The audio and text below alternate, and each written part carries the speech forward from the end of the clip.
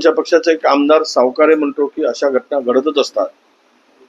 असे आता याला काही लाज लज्जा सगळीच काय विकली का या लोकांनी की गुंडाळून ठेवली आहे कमरेला?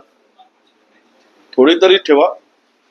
एखाद्या तरुणवर अत्याचार होतो, ती पीडित होते आणि तुमच्या वक्तव्यांनी अख्ख्या महाराष्ट्राला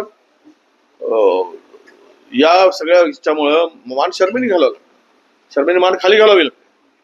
म्हणून मी जे बोललो, माझं जे वक्तव्य आहे ते योगेश कदमांच्या संदर्भात जे बोलले ते पोलीस खात्यांना सपोर्ट करायसाठी बोलले असतील तर याला गृहमंत्री आणि दोनही उपमुख्यमंत्र्यांची सहमती आहे का हे त्यांनी क्लिअर करा. एक. दुसरी गोष्ट, शक्ती कायद्याची अंमलबजावणी करायसाठी आम्ही दोनही सभागृहामध्ये तो कायदा पास केला होता. राष्ट्रपतीच्या स्वाक्षरीसाठी पाठवला गेला. राष्ट्रपतीची स्वाक्षरी का झाली नाही, का करून घेतली नाही? राज्यात शक्ती कायद्याची अंमलबजावणी व्हावी की होऊ नये ही सरकारची काय भूमिका आहे? त्यांना हा शक्ती कायदा महाराष्ट्रात लागू करायचाच नाही का हे त्यांनी स्पष्ट केलं पाहिजे. आता त्यांनी स्वाक्षरी न केल्यामुळे ते विधेयक परत आलं.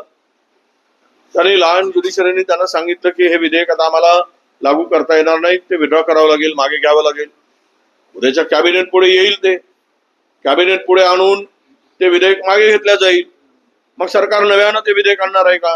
राष्ट्रपतीची स्वाक्षरी का झाली नाही, का सरकार त्या मागे लागून स्वाक्षरी करून घेऊ शकले नाही? राज्यात हा कायदा लागू करण्यासाठी काय अडचणी आहेत?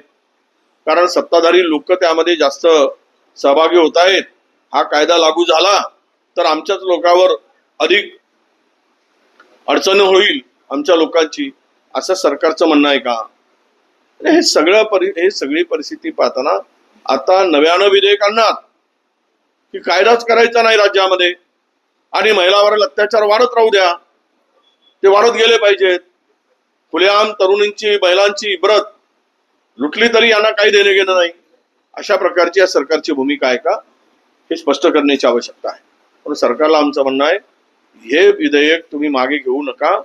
काय तुम्हाला मसुदा करायचा आहे, त्यामध्ये काही दुरुस्ती करायची आहे, काही अमेंडमेंट करायची असेल ते करा आणि नव्यानं विधेयक आणा आणि याच अधिवेशनामध्ये शक्ती विधेयक आणून परत राष्ट्रपतींच्याकडे स्वाक्षरीसाठी पाठवा.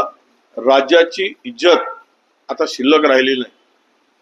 जे महाराष्ट्रामध्ये एकेकाळी बिहार युपीला आम्ही या पद्धतीनं म्हणत होतो की बिहार युपी पुढे आहे, आता महाराष्ट्राला कुठल्या बाबतीत पुढे येत आहेत माहित नाही, पण महिलाच्या अत्याचारावर मात्र महाराष्ट्र आता पुढे जातो आहे.